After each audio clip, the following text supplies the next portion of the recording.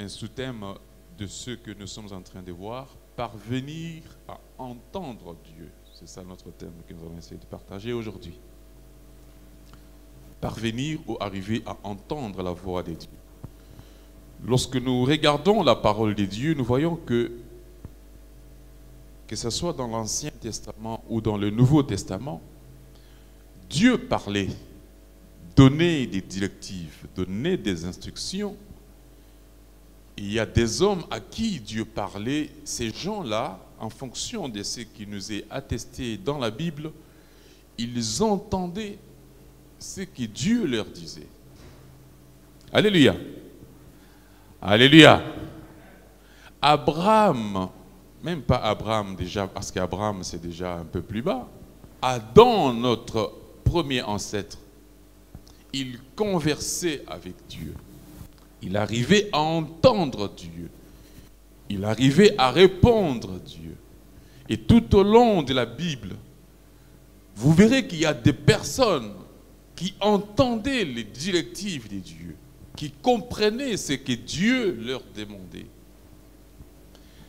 Mais la question que nous pouvons nous poser, nous qui sommes arrivés en ces temps de la fin, il est si difficile d'être convaincu qu'une personne vienne te dire « Dieu m'a dit », que toi qui entends cette personne te dire que Dieu m'a dit, sois convaincu que réellement Dieu lui a parlé. Ou même la personne elle-même qui te dit que Dieu m'a dit, elle soit convaincue que réellement que c'est Dieu qui lui a parlé. Alléluia. Pourquoi c'est si difficile aujourd'hui d'entendre Dieu nous parler? Avoir le discernement, comprendre distinctement les langages de Dieu lorsqu'il parle. Lorsqu'une personne te dit que Dieu m'a parlé, dans ta tête tu as toujours un doute. Est-ce que réellement c'est Dieu qui lui a parlé? Ou ce sont ses pensées? Ou ce sont les choses qu'il a entendues? Qu'il est en train de se cacher derrière Dieu m'a dit. Pourquoi est-ce que c'est si difficile aujourd'hui? Est-ce que Dieu a-t-il arrêté de parler aux hommes? Dieu qui parlait à Abraham, Dieu qui parlait à Moïse, Dieu qui parlait même dans le Nouveau Testament, il parlait à Paul, à Pierre, à tous ces gens-là que nous connaissons au travers de la parole de Dieu. Ces dieux-là a-t-il arrêté de parler? Est-ce que Dieu continue à parler aujourd'hui aux hommes? Est-ce que Dieu parle tout le temps aux hommes? Alléluia. Parce qu'il nous arrive aussi que nous écoutons les gens tout le temps dire pour une chose Dieu m'a dit, à gauche Dieu m'a dit, partout Dieu m'a dit, Dieu m'a dit. Est-ce que Dieu parle-t-il tout le temps? Ou est-ce que Dieu parle un moment, il attend de voir que ce qu'il t'a dit déjà, tu l'as exécuté pour qu'il puisse te parler? Parce que je vois mal lorsque Dieu parle à une personne et que cette personne n'exécute pas ce que Dieu lui a dit. Et après, il continue à lui parler. C'est comme j'ai des enfants, par exemple, à la maison. Je lui donne des instructions. Il n'écoute pas mes instructions. À un certain moment, je veux me lasser de continuer à lui parler ou à lui donner des instructions. Si ce que je lui ai dit avant, il n'a pas écouté. Je veux passer à une autre étape de sanctions, pas de parler. Alléluia. Alléluia. Ça, c'est humainement. Quelles sont les différentes manières que Dieu utilise pour nous parler? Alléluia. Alléluia. On nous avait prêché une fois que nous pouvons connaître la volonté de Dieu au travers de la parole de Dieu. Mais laissez-moi vous dire que la lecture biblique a, si je peux me permettre, 4 significations où on peut comprendre la Bible sous plusieurs formes. Est-ce que chaque personne qui lit la Bible peut-elle en fin de compte dire que parce que j'ai lu la Bible, Dieu m'a parlé au travers de la Bible? Un païen qui ne connaît pas Dieu peut lire la Bible comme si c'était un livre historique. Alléluia. Alléluia. Donc dans la lecture de la Bible, on peut comprendre qu'il y a une signification historique parce que ce sont des histoires qui se sont déroulées dans le temps, je peux le lire comme étant une histoire qui sont racontées, des histoires qui sont racontées, qui ne m'apportent rien de ce qui concerne les langages, de les recommandations de Dieu. Alléluia. La lecture de la parole de Dieu peut être contextuelle. Ça veut dire que je lis ce qui est écrit dans un certain contexte pour comprendre les choses qui se sont déroulées à un certain moment de la vie. Je peux lire la Bible comme étant en soutirant une signification littérale, si je puis dire. C'est-à-dire que je regarde la fonction où ce livre est écrit, les mots qui sont utilisés ou employés. Alléluia. Si tu lis Louis Egan, tu lis Tob, Tob ça veut dire traduction œcuménique de la Bible. Tu lis plusieurs versions, tu trouveras que les mots qui sont employés dans ces différentes versions peuvent t'amener à voir une autre interprétation. Alléluia. Alléluia. Mais le quatrième point qui est essentiel, c'est une signification révélatrice. Que tu lises toutes ces versions, mais il y a la révélation de Dieu qui est cachée. Pour comprendre effectivement ce qui est écrit dans la parole de Dieu, ce que tu peux soutirer derrière la lecture de la parole de Dieu, il n'y a que Dieu qui puisse te révéler la pensée cachée qui est particulière pour toi. Alléluia. Alléluia. C'est alors qu'on peut arriver à soutirer la volonté de Dieu, parce que lorsque je médite la parole de Dieu, Dieu me révèle la pensée cachée derrière les Écritures et qui peuvent m'édifier, qui peuvent m'amener à connaître la volonté de Dieu derrière. Alléluia. Alléluia. Je disais que quelles sont les différentes manières que Dieu peut nous parler? Oui, Dieu peut nous parler au travers de la méditation de la parole de Dieu. Si tu lis la Bible comme étant un livre historique, Dieu ne pourra jamais te parler. Pourquoi? Parce que tu vas te limiter à ce qui s'est passé en Égypte. Oui, les enfants d'Israël étaient en Égypte sous l'esclavage des Égyptiens. Une histoire comme ça qui ne va rien t'apporter. Tu pourras dire, par exemple, tu pourras lire les circonstances dans lesquelles Moïse est intervenu pour défendre un juif. Tu vas comprendre que dans un tel contexte où Moïse a vu que les enfants d'Israël étaient agressés, il a intervenu. C'est un contexte, ça ne va rien t'apporter. Alléluia. Alléluia.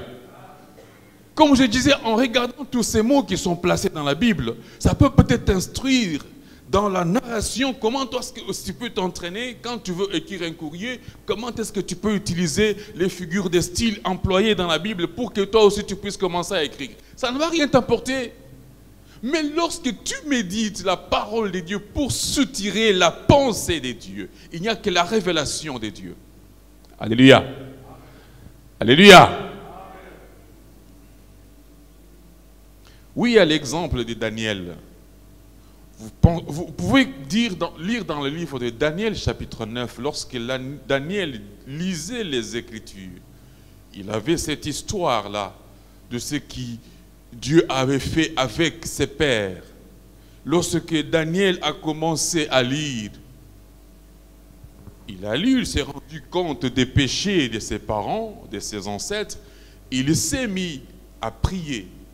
Et vous verrez que lorsque il s'est mis à prier, c'est alors que l'ange Gabriel a été dépêché pour lui faire comprendre ce qu'il était en train de lire. Alléluia.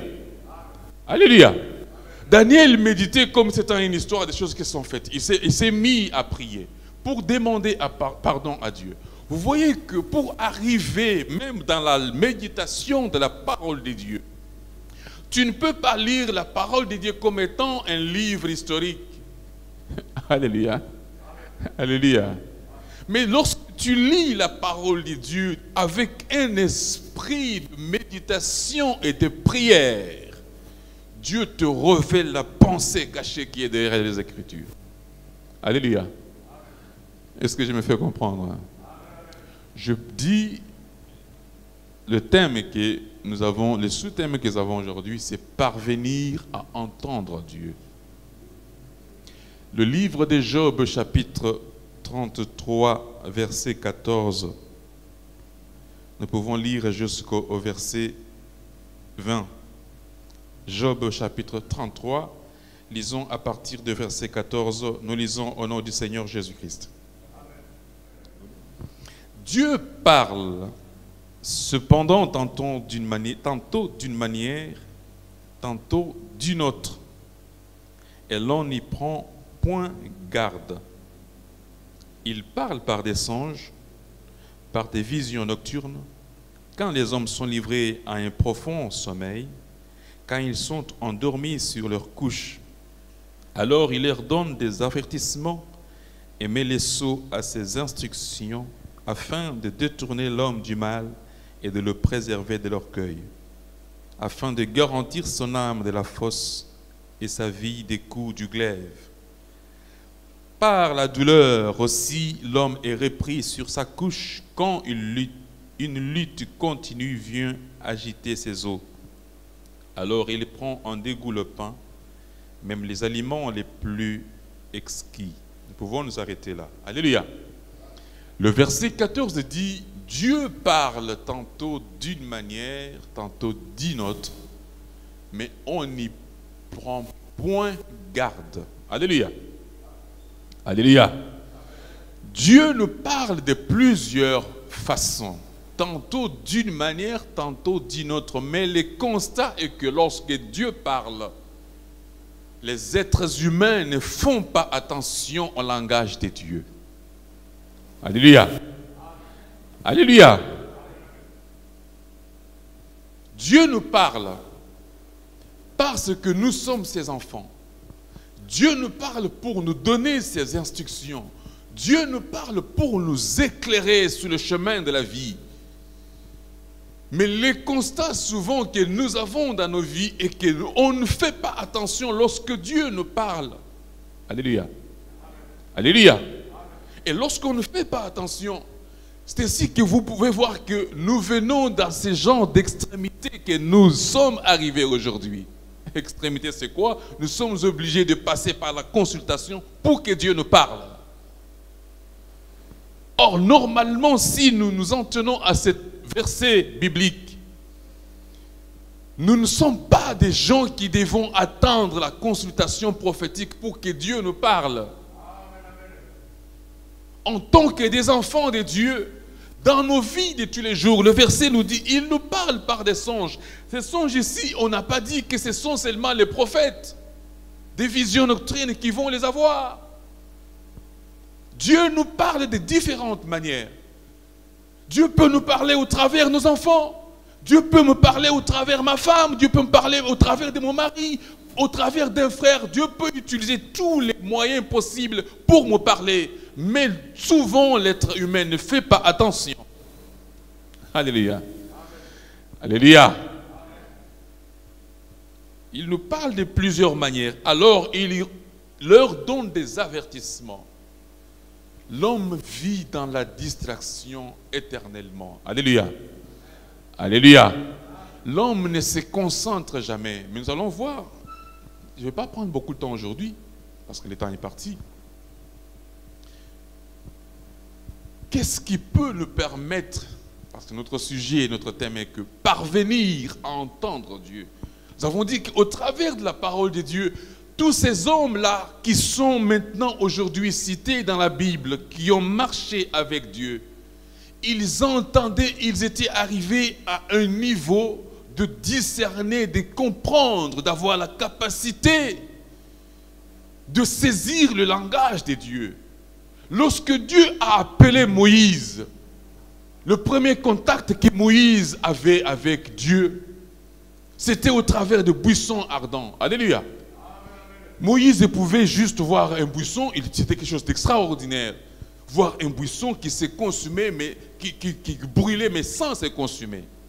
Et il s'approche, il entend la voix au travers des buissons qui lui parlaient. Mais vous verrez que après cette rencontre-là, Dieu n'utilisait plus le même canon, le même moyen du buisson ardent pour parler à Moïse. Alléluia.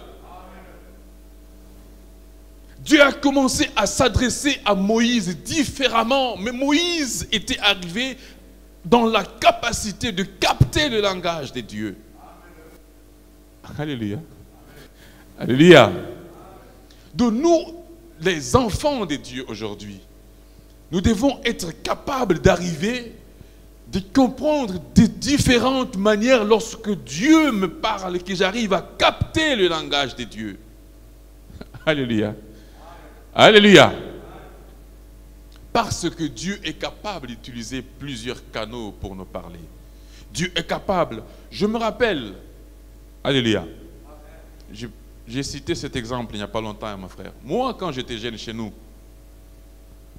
on avait des brebis, des chèvres qu'on élevait chez nous. Mais mon père avait une façon d'appeler ces chèvres par un sifflet que lui seul et ses chèvres connaissaient. Alléluia. J'ai pu imiter, j'ai essayé d'imiter le sifflet de mon père pour que les chèvres viennent. Elles ne venaient jamais. On pouvait être 10 personnes ici. Chacun fait le même sifflet, ils ne viennent pas. Mais si mon père le faisait, les chèvres venaient. On peut même se mettre éparpillés comme ça. On siffle à même moment.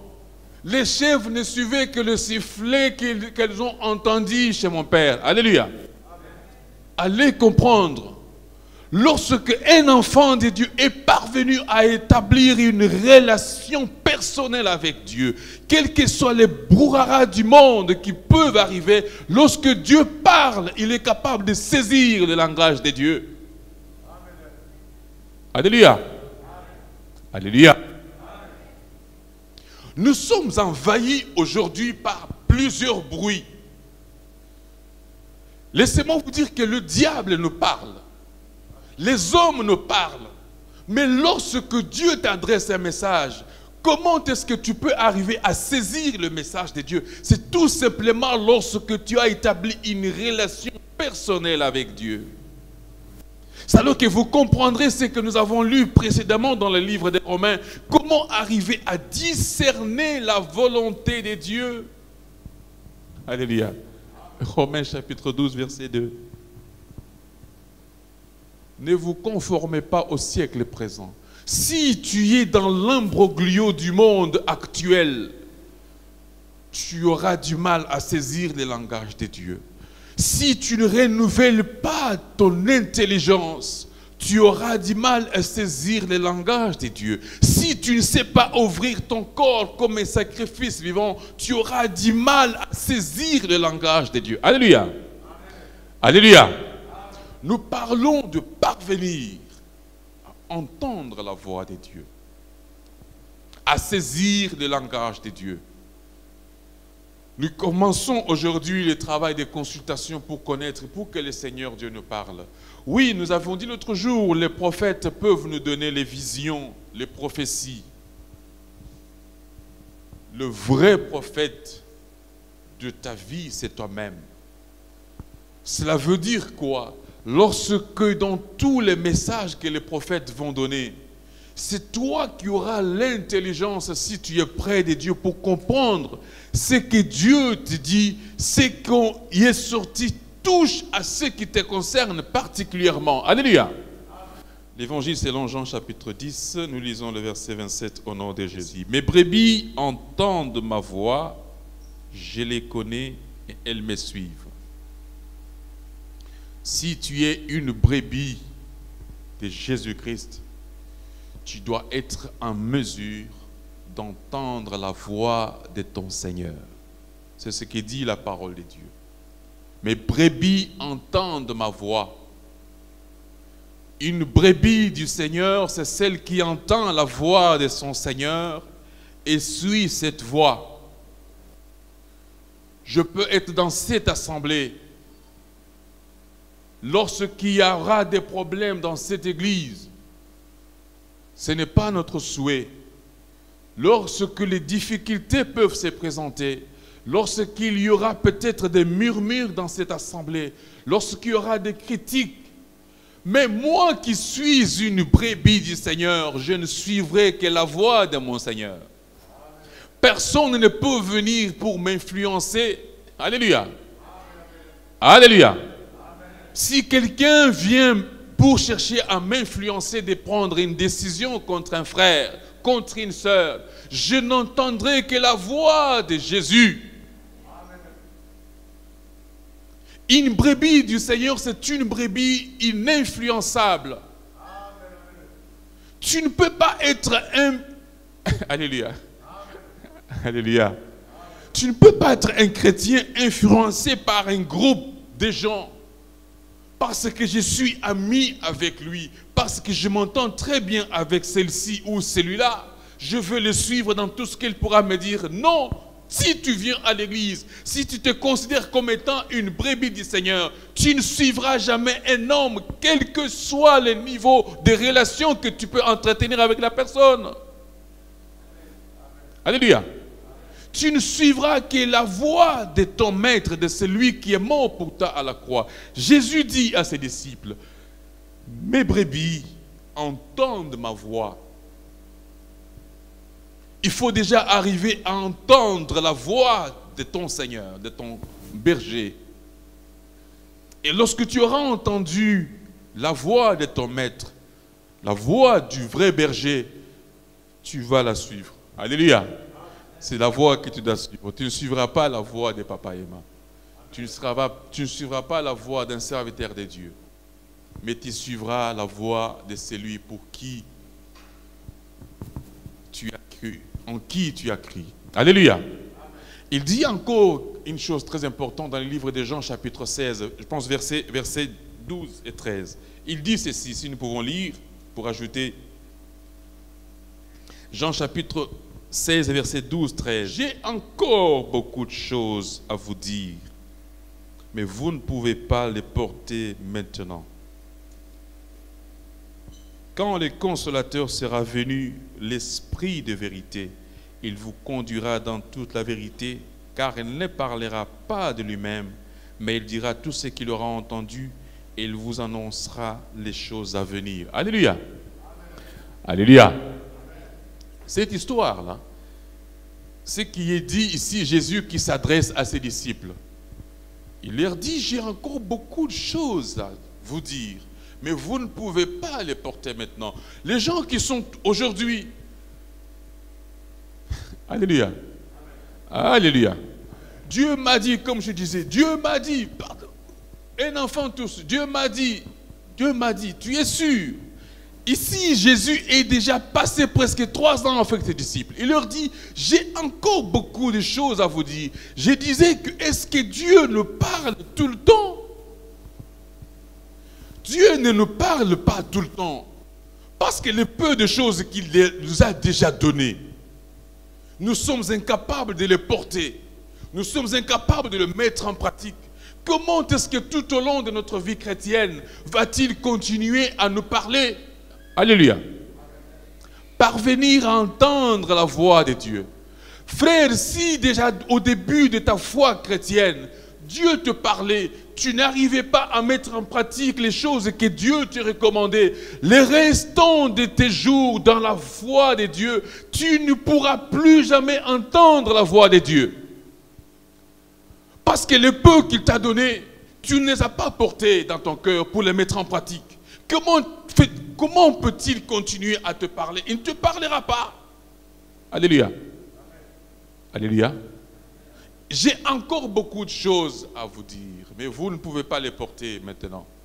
Mais lorsque le Consolateur sera venu pour entendre la voix de Dieu, alléluia. Alléluia. Vous avez compris qu'il faut avoir l'Esprit de Dieu en soi. Être conduit par l'Esprit de Dieu. Je disais même lorsque nous lisons la Bible qui nous fait comprendre la volonté de Dieu. Pour comprendre les Écritures, il faut que l'Esprit de Dieu te révèle les Écritures pour que tu comprennes ce qui est écrit. Si Dieu te parle par des songes, par des prophéties, par, je ne sais pas, au travers d'un enfant, au travers d'une personne, Il faut que l'Esprit de Dieu te permette, arrive à t'ouvrir ton entendement spirituel pour saisir la voix de Dieu. Mais comment est-ce que tu peux arriver à ce niveau-là? C'est tout simplement dans les peu de choses que Dieu te demande de faire, tu le mets en pratique. Alléluia. Alléluia. Tu parviens à obéir aux recommandations de Dieu. Si tu n'obéis pas aux recommandations de Dieu, si tu ne mets pas en pratique la parole du Seigneur, si tu ne mets pas en pratique les directives que Dieu te donne, je vois mal comment Dieu pourra-t-il continuer à te parler. Alléluia. Alléluia. Alléluia. L'Esprit du Seigneur est appelé les consolateurs. Lorsque l'Esprit de Dieu vient dans les cœurs, nous avons dit la fois passée que la prophétie, elle a 3 objectifs. Exhorter, consoler, édifier. Alléluia. Alléluia. Lorsque le consolateur vient dans ta vie, peut-être que tu attends que la prophétie te dise, tu auras les papiers que tu es en train de chercher. Mais tu comprendras que lorsque tu es un enfant de Dieu, le consolateur au fond de toi, tu n'auras même pas besoin que la prophétie t'exhorte, te console parce que tu n'as pas de papier. Parce que le consolateur déjà en toi te consolera pour te dire, mon frère ou l'enfant de Dieu, ne t'inquiète pas, tu auras tes papiers. Alléluia. Alléluia. Parce qu'il est le consolateur, il sera. Tu pourras saisir ce langage-là spirituel, le langage qui ne vient pas d'un homme, mais le consolateur, lorsqu'il sera venu, il va te faire porter, te donner la patience dans ton cœur, que le papier me sera donné au moment opportun dans la volonté de Dieu. Alléluia. C'est que le consolateur, lorsqu'il vient dans une personne, il donne la paix. Que tu aies des difficultés même dans ton couple, dans ta famille, lorsque tu as l'Esprit de Dieu en toi, parce que c'est une promesse que notre Dieu a donnée, en disant, lorsque le consolateur sera venu. Alléluia. Alléluia. Amen.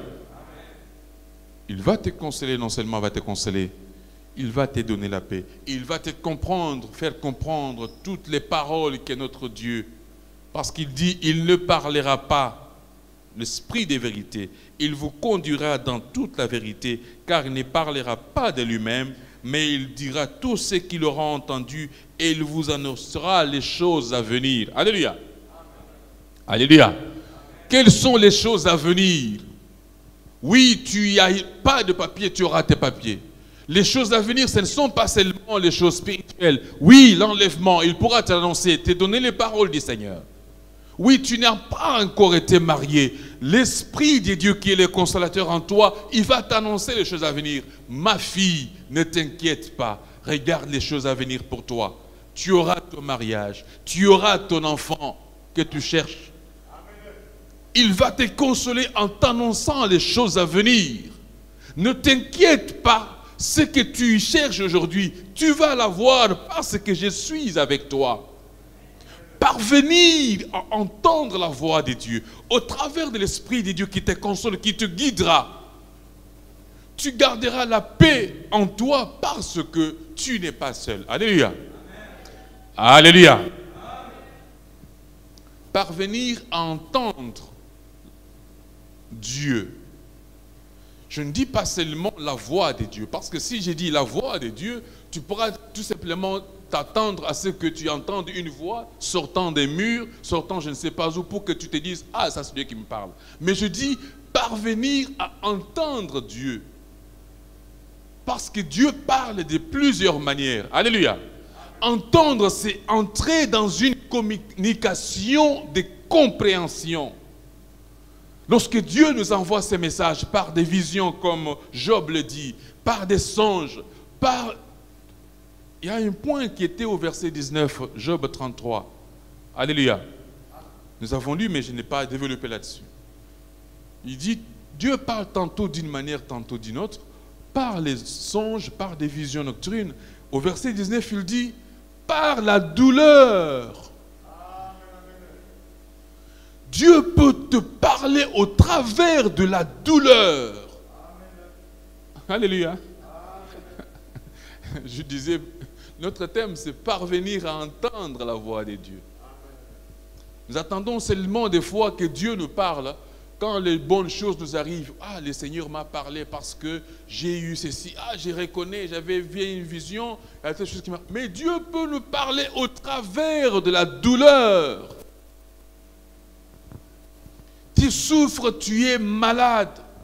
Dieu te souffle dans ton corps, il te met une maladie, il est en train de te parler. Alléluia. Tu étais peut-être en train de chercher de t'engager sur une mauvaise voie. Dieu t'envoie une douleur pour que tu souffres. Un enfant de Dieu, c'est celui qui doit être attentif. Alléluia. Alléluia. Pourquoi est-ce que cette douleur m'arrive? Est-ce pas un message que Dieu est en train de m'envoyer? Alléluia. Alléluia. Pourquoi est-ce que ma famille se déstabilise? Y a-t-il pas un message que Dieu est en train de m'envoyer? Souvent, les gens, lorsque la douleur arrive dans leur vie, au lieu de méditer, de se concentrer, de chercher la face de Dieu, nous avons l'habitude de voir que les hommes se tournent vers d'autres hommes pour raconter leurs souffrances. Mais ils ne se tournent jamais vers Dieu pour poser des questions précises à Dieu qui envoie la douleur. Aucun homme ne trouvera des solutions à ta douleur. Alléluia. Amen. Si la douleur t'arrive et que Dieu t'envoie des messages pour que tu comprennes, il faut que tu reviennes auprès de lui. Alléluia. Amen. Alléluia. Amen. Que tu reviennes auprès de Dieu. Job qui parle ici, nous connaissons l'histoire de Job, tout ce qu'il a vécu. Et vous verrez que malgré tout cela, Job est resté ferme. Alléluia. Combien de gens au jour d'aujourd'hui, s'ils avaient vécu ce que Job avait vécu, ils auraient renié le nom de Dieu? Combien de gens seraient restés intègres comme Job serait resté intègre? Arrivé à perdre tous ses enfants, tout ce qu'il a, même sa femme lui poussait à se moquer de Dieu, à parler contre Dieu. Job est resté intègre. Alléluia. Alléluia. Notre thème, c'est parvenir à entendre Dieu. Amen. Nous allons lire encore un exemple qui est dans la parole de Dieu dans le livre 1 Samuel chapitre 3 à partir du verset 1. Le jeune Samuel était au service de l'Éternel devant Élie. La parole de l'Éternel était rare en ce temps-là. Les visions n'étaient pas fréquentes. En ce même temps, Élie, qui commençait à avoir les yeux troubles et ne pouvait plus voir, était couché à sa place. La lampe de l'Éternel n'était pas encore éteinte et Samuel était couché dans le temple de l'Éternel où était l'arche de Dieu. Alors l'Éternel appela Samuel. Il répondit, « Me voici. » Il courut vers Élie et dit, « Me voici, car tu m'as appelé. » Élie répondit, « Je n'ai point appelé. Retourne te coucher. » Et il alla se coucher. L'Éternel appela de nouveau Samuel, et Samuel se leva, alla vers Élie, et dit, « Me voici, car tu m'as appelé. » Élie répondit, « Je n'ai point appelé, mon fils, retourne te coucher. » Samuel ne connaissait pas encore l'Éternel, et la parole de l'Éternel ne lui avait pas encore été révélée. L'Éternel appela de nouveau Samuel pour la troisième fois. Et Samuel se leva, alla vers Élie et dit, « Me voici, car tu m'as appelé. » Élie comprit que c'était l'Éternel qui appelait l'enfant, et il dit à Samuel, « Va, couche-toi. Et si l'on t'appelle, tu diras, « Parle, Éternel, car ton serviteur écoute. » Et Samuel alla se coucher à sa place. L'Éternel vint et se présenta, et il appela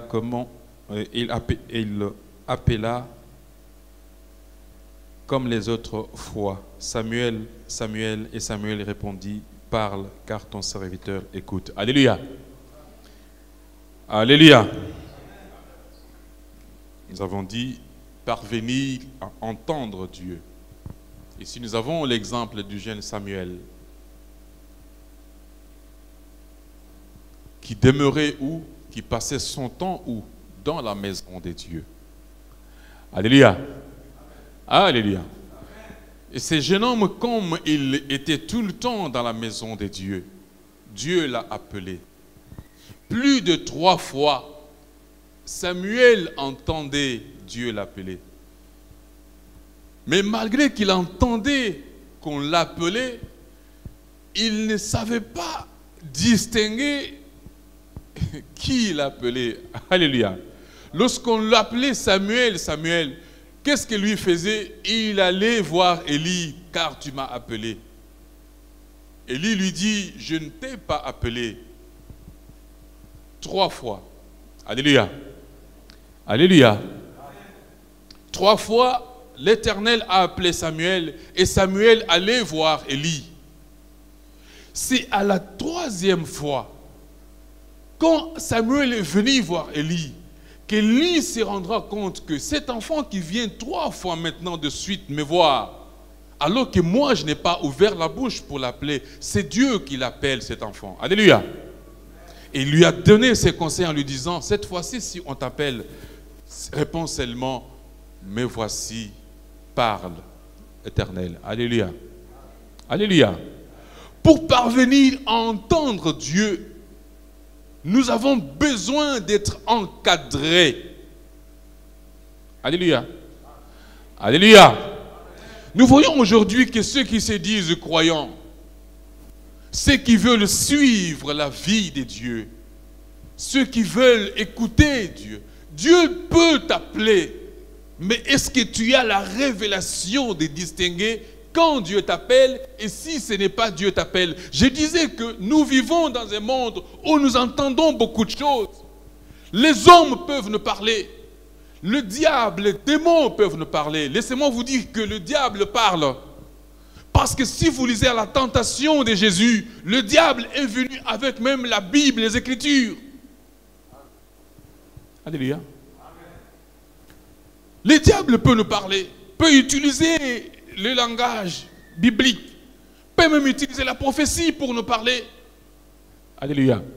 Mais si tu n'as pas encore reçu la révélation pour distinguer le langage de Dieu lorsqu'il te parle, alléluia, alléluia, tu auras du mal. C'est pour cela que l'encadrement est très, très important. Le jeune Samuel a reçu l'appel de Dieu, mais il avait du mal à discerner, comprendre que c'est Dieu qui m'appelle. Laissez-moi ouvrir une parenthèse.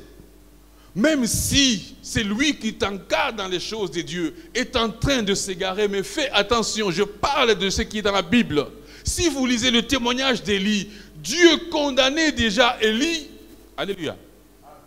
Alléluia. Parce qu'Élie fermait les yeux sur les pratiques de ses enfants qui couchaient avec les femmes aux portes du temple de Dieu. Dieu avait déjà quelque chose contre Élie. Mais cela n'a pas empêché Élie pour montrer à Samuel le chemin de la révélation de Dieu. Parce que nous faisons beaucoup d'erreurs, nous les chrétiens aujourd'hui, parce que j'ai vu tel pasteur qui m'avait encadré, s'est égaré, je commence à dire, excusez-moi, ce n'est pas les termes, à le critiquer ou dire n'importe quoi, si je peux dire. Fais attention sur ton chemin de la vie de Dieu. Alléluia.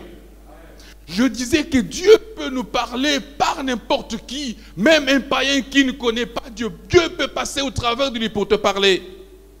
Malgré qu'Élie était dans l'égarement. Alléluia. Mais la présence d'Élie dans le temple a permis à Samuel d'avoir la révélation du langage de Dieu.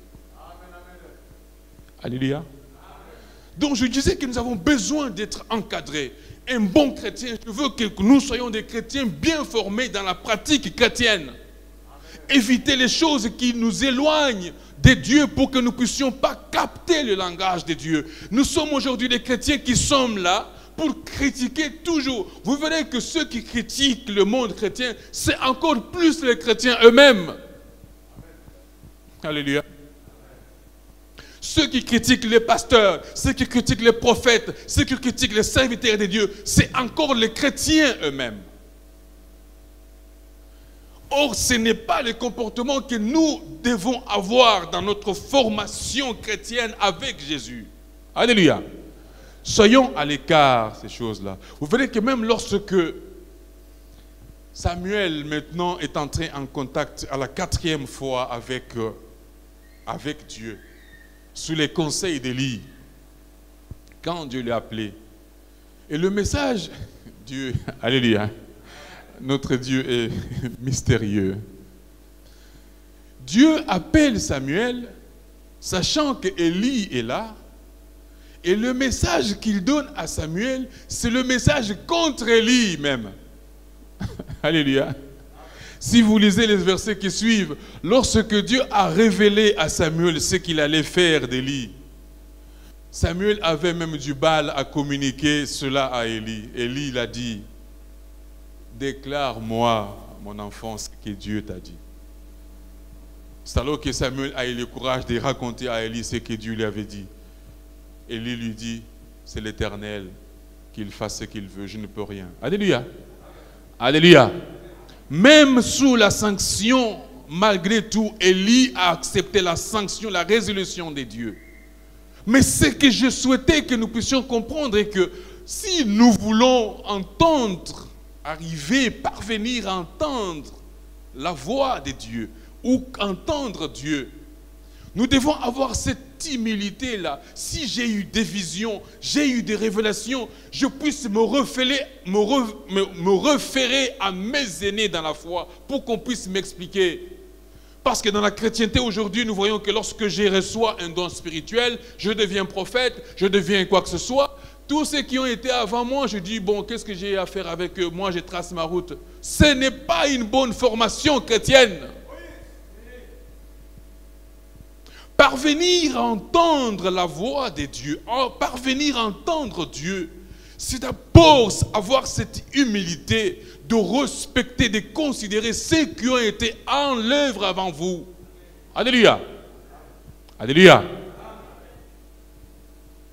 Tu n'as jamais été encadré, tu ne connais pas les choses de Dieu. On essaie de t'expliquer, tu commences à faire les combats des versets bibliques. On te donne Matthieu, toi tu ramènes en Apocalypse. C'est une moyenne humilité que vous comprenez. Mais expliquez le verset biblique. Alléluia. Samuel pouvait dire, oui, Élie, toi, tes enfants. Les choses que les enfants d'Élie faisaient, ça se passait au temple. Hein? Dites-vous que Samuel devait être au courant, parce que c'était connu de tout le monde. Et Samuel, dans son comportement, il ne s'est jamais présenté devant Élie. Oui, qu'est-ce que j'ai à faire avec toi? Regarde tes enfants là, est-ce que tu les encadres pas? Et c'est à moi que tu viens. Non, Samuel ne s'est pas mêlé de ces histoires-là. La Bible dit, le jeune Samuel demeurait devant... Alléluia. Lisons ce qui est écrit. Le jeune Samuel était au service de l'Éternel devant Élie. Alléluia. Il servait Dieu, mais devant lui, il y avait quelqu'un qui l'encadrait. Malgré qu'il y avait tous ces bruits qui se couraient dans le temple, que les enfants d'Élie, c'était des sacrificateurs dans le temple. Alléluia. Tu veux parvenir à entendre Dieu, quelles que soient les choses qui se font dans les temples, sois à l'écart de cela. Alléluia. Le jeune Samuel était dans les temples. Et la Bible dit, les prophéties, les visions n'étaient pas fréquentes. Ça veut dire que dans le temple, effectivement, il y avait des gens qui pouvaient donner des prophéties, des visions, mais elles n'étaient pas fréquentes. Il peut y arriver dans notre assemblée que les visions ne sont pas fréquentes. Ce n'est pas un moyen pour que tu te dises, ah, comme il n'y a plus de prophéties, elles ne sont plus données, ah, je vais mener ma vie comme je l'entends. Fais attention, le jeune Samuel est resté dans les temples. Alléluia. Au service de l'Éternel devant Élie, tout en marchant correctement. Vous voyez que lorsque ce jeune homme-là est resté au service de l'Éternel devant Élie, en marchant correctement, c'est comme ça que Dieu a commencé à lui parler. Il pouvait parvenir à entendre Dieu. Et dans son humilité, il allait voir celui qui était avant lui dans l'œuvre pour lui demander, voici tu m'as appelé. Et celui-là l'a aidé à lui mettre sur la route de la révélation de l'appel de Dieu. Amen. Il y avait d'autres choses à ajouter, mais si le Seigneur le permet, nous continuerons prochainement. Amen.